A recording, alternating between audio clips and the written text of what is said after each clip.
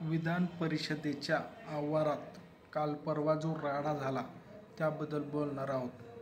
पण राडा झाला मान्य आहे, पण त्याची मेन सुरुवात कुठून झाली तर गोपीचंद पडळकर यांना तिथं पायऱ्यावरती बसून जितेंद्र आव्हाड हा नेता, शरद पवार गटाचा पुरोगामी नेता याने मंगळसूत्र चोर म्हणून चिडवायला सुरुवात केली होती, ओरडायला सुरुवात केली.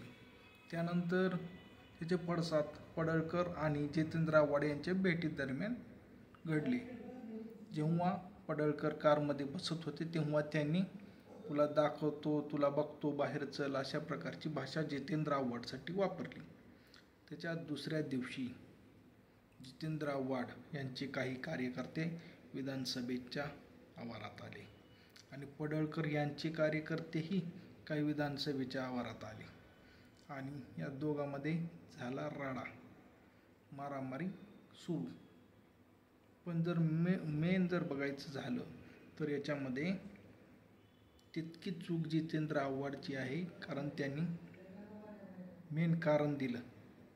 भांडणाची सुरुवात जर कशामुळे झाली तर मंगळसूत्र चोर म्हणल्यामुळे.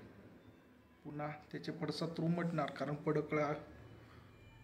पडळकर हे आधीच आक्रमक नेतृत्व आहे, ते काही शांत बसणारे नेते नाहीत.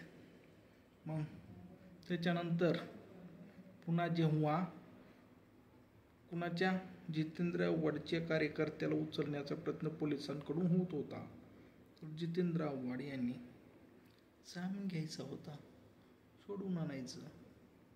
त्यांनी काय केलं, ते पोलिसांच्या गाडीसमोर डायरेक्ट झोपले, लोटांगण घातलं, त्याच्यात लाद घातली पोलिसाला आणि त्याच्यामुळे हे प्रकरण वाढत गेलं. कुठंतरी शर्त घेण्याची गरज जितेंद्र आव्हाडला पण होती. ठीक आहे, असो, दोघांनी माफी मागितलेली आहे. प्रकरणावर आता पडदा पडलेला आहे. तुम्हाला काय वाटतं तुम्ही कमेंट करून सांगा. या घटनेवरती काय म्हणता मित्रांनो.